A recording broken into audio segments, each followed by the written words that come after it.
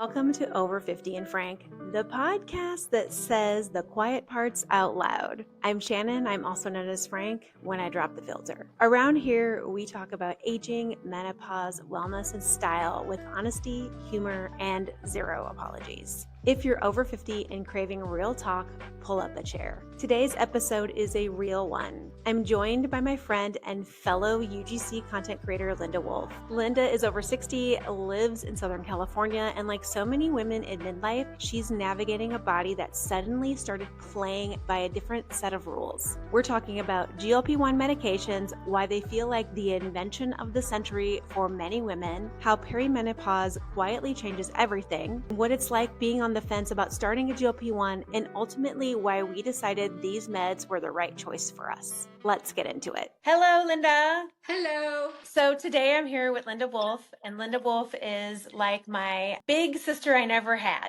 Aww. When I first met Linda, I met Linda probably 2 years ago through the Mochi Health influencing group we have, and she was part of the Mochi team. And when I think it was a webinar. Do you remember? We met during a webinar. I think I just really remember meeting you at the Mochi headquarters when they had their influencer event. That's when I really remember getting to know you. Yeah, Mochi had us come for an influencer event, and there were about a handful of us, under 10, that showed up and came to the event, and we were just all we love Mochi Health, all on a GLP-1 med, and I just was I want Linda to be my best friend. I know that sounds weird. Seriously? Yeah, and then we started talking all the time, and then I realized I look up to you, and I know you've said, because we both now do UGC, and if you don't know what UGC is, it's user-generated content for brands, and it's stuff that we don't run on our social profiles, but they run. I always what's the quick way to explain that? But anyways, Linda and I met through Mochi, and then we both started doing UGC around the same time, and we always send each other business, and she just is a great person to be around. And so when I need to get knocked down in my out of my imposter syndrome, or when I'm feeling kind of not so great about myself, Linda always has a way of telling me to pull my boots up and walk. So you're making me sound way nicer than I really am. But I just connect with you so much, Shannon, because we both have our own marketing agencies, and the name of the podcast is whatever. I'm Over 50 and Frank. Over 50 and Frank. And I've had people say I'm too direct as well, but that's what I really admire about you is I'm going to get a straight answer. I can ask you about business advice, and we just have so much in common.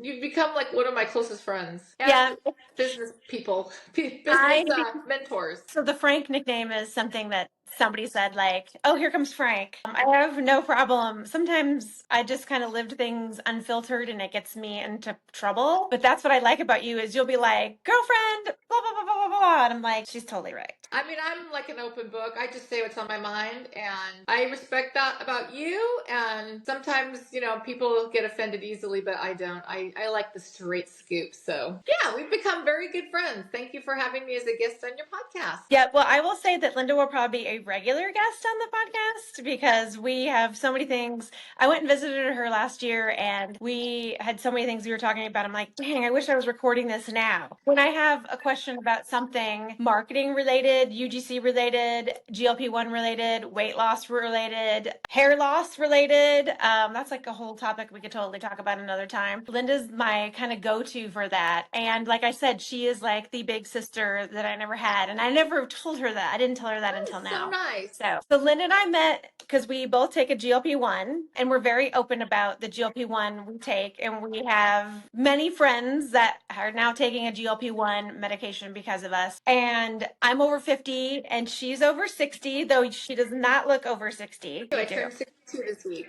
Thanks, girl. I know. So I'm just kind of wow. So let's talk about GLP-1s. GLP-1s totally changed my life. I was a mid-size until I had my daughter. So I had my daughter, she's 13 now. After I had my daughter, I lost 30 pounds on a shake diet where you drank 2 shakes a day, not necessarily the ones you buy in the store, but it was some company. It was 2 shakes a day and a sensible dinner. And I did that for 6 months and I lost 30 pounds. So what happened was I lost that 30 pounds and I maintained for a year. But then when I hit 40, I started gaining it back. So I was 200 pounds after I had my daughter. I lost 30 pounds and then I slowly gained it back. And then I was having all sorts of trouble losing weight. And then I found GLP-1 meds and I didn't believe it was ever going to work. So I took no before and after pictures, but I opened up TikTok and I started documenting that journey. And that was one of the biggest things that changed my life, was that med and like opening TikTok, because I feel like it gave me the community I needed that I didn't have before. And I was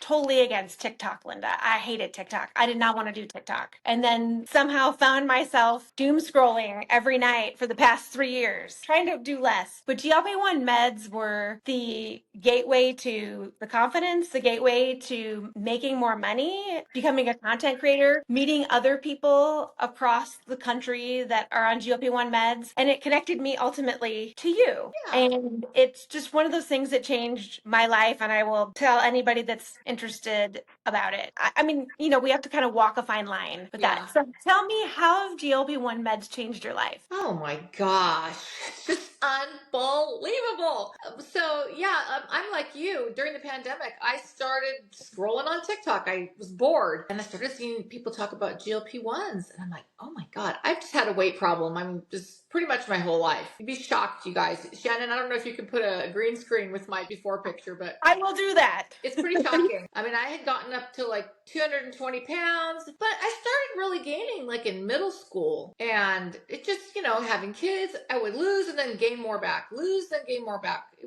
was miserable, but I just cannot believe how much better my life is now. Like, for the first time in my life, not only am I not controlled by food, like thoughts of food, it was like snacking was always on my mind. Like, oh, I need a snack. Like I snacked my way up to 220, or the pull of fast food. I mean, I used to drive through and get like fries and McDonald's ice cream. You know, it just stopped. It shut that all down so that I could just have a healthy relationship with food. And then the weight started coming off. And then, oh my gosh, when I look in the mirror, I just cannot believe how I look today. And then the freedom of just being able to order a dress online. And it just doesn't matter what, you know, same size. I can just put it on. It looks nice. People treat me a lot nicer. It can also cause some problems in your relationships because not everybody wants you to be slim. But it did. It opened up a whole new avenue of an income stream for me. And I'm not saying that people who are not at their ideal weight can't be successful at like UGC, for example, okay? But I didn't have the confidence to do it. I wouldn't have even really tried. I think I did one UGC video before I started losing weight. But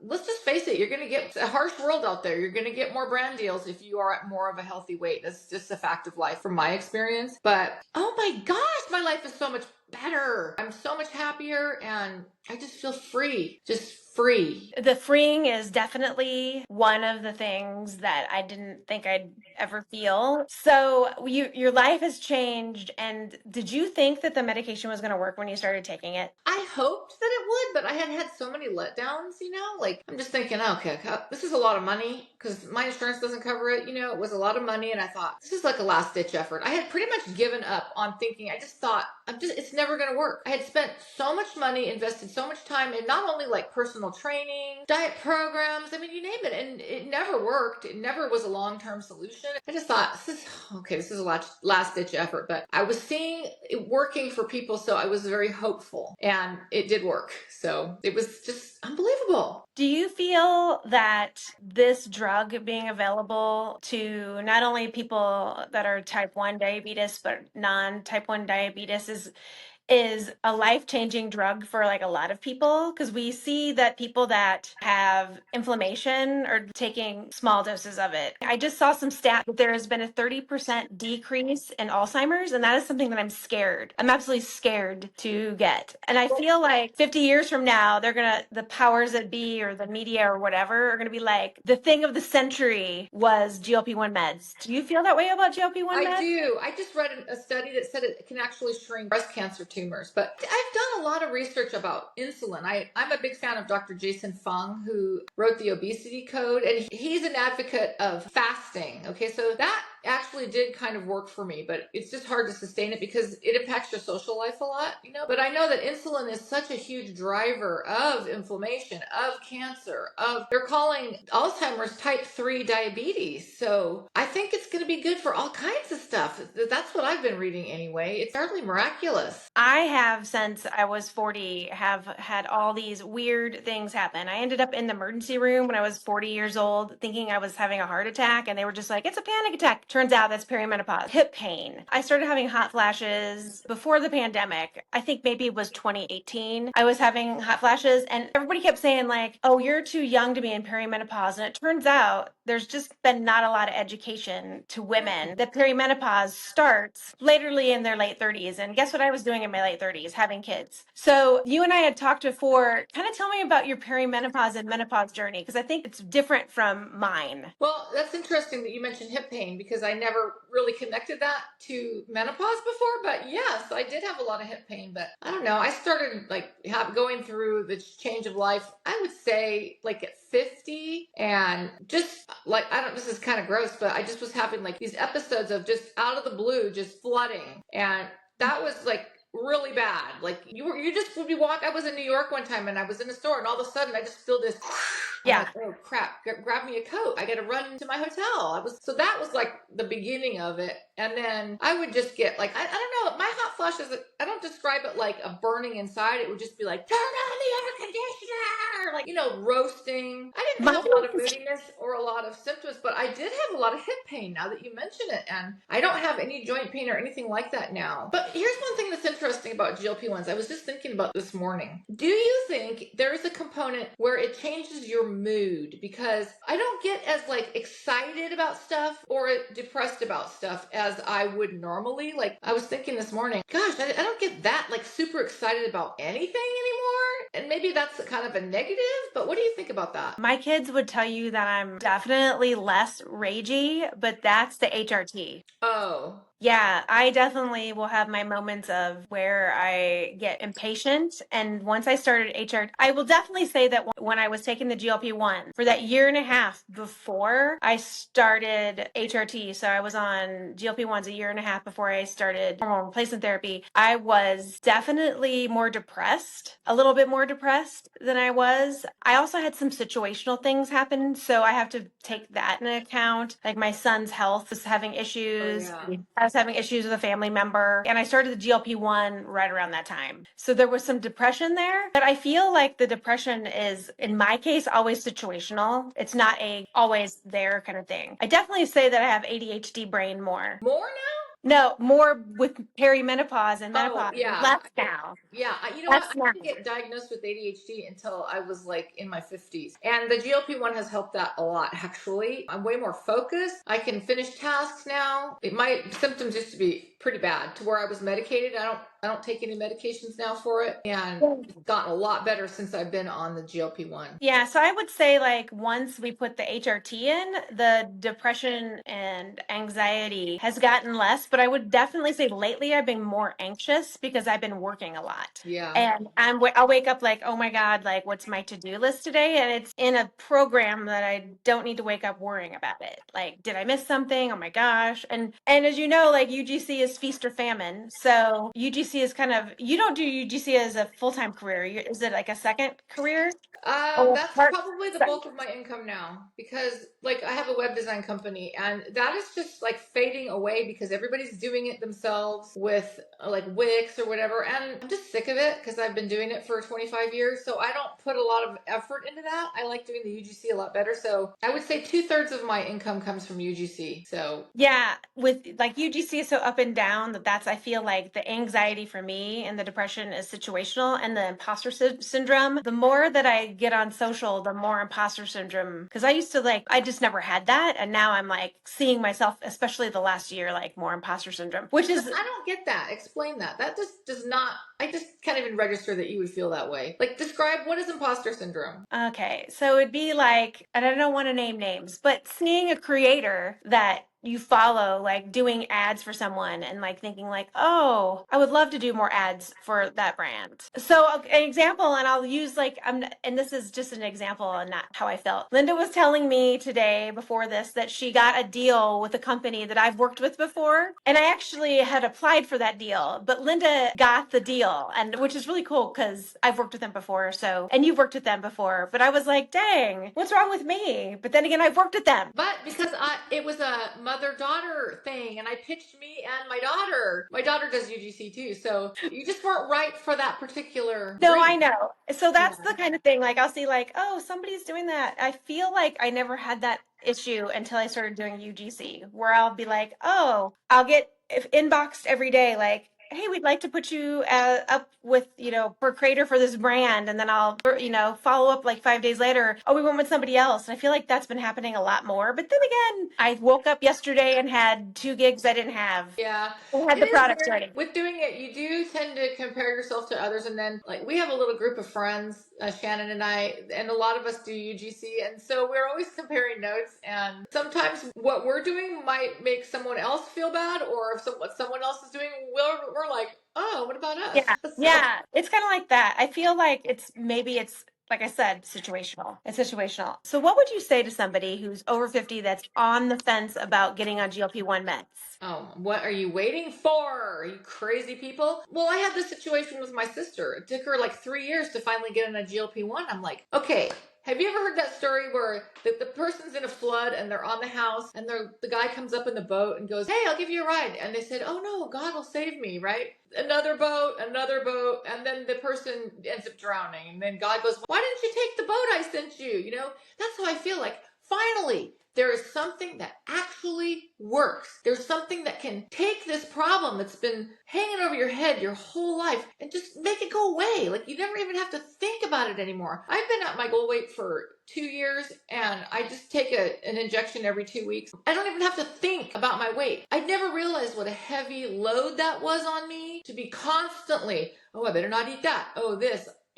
Can you imagine what it would be like to never have to think about that again, to be free of obesity? Like, what are you waiting for? Oh my God, it will change your life. That's what I would say. And some people are like, well, it's expensive is one thing. And I'm just like, well, if you can't get it insured by your insurance, there are different avenues you can go. Yeah. There are a lot of different avenues. And not only that, like, my husband is on it too. We don't eat that much anymore. Like, we share dinners, or we don't eat 3 big meals a day. We'll share a steak at night or something. Like, your grocery bill will go way down. You will not be driving to McDonald's 5 times a week. Like, you'd be shocked at how much money you're spending on food that you won't be spending, that will more than cover the cost of the GLP-1. And you're eating too much. If you're overweight, you're eating too much and spending too much on food. So it balances out. I had a friend that said, well, I don't want to be on it for life. And then I said to her, well, I want to be here as long as I can. And if I have to be on this for the rest of my life, I want to be here to hold that great grandkid. I want to see my grandkids. I want to grow old and see my children grow up. And that was, I was diagnosed with high blood pressure right before I started, and it was the catalyst to have me start. So I would rather take 2 injections a month that cost bottle that we get will probably last 3 months if I did that. So $200 4 times a year. And she was like, wow, when I put it down to that, like in the beginning, you're going to have to take it weekly. But when I'm in maintenance 2 years with 60 pounds down, it's just do the math, like 200 times 4, $1,200. I'm horrible at math. That's not the right math amount, but 200 times 4, that's how much you're spending when you're in maintenance. It's like it's a drop in the bucket. It's almost everyone can afford it, really and truly.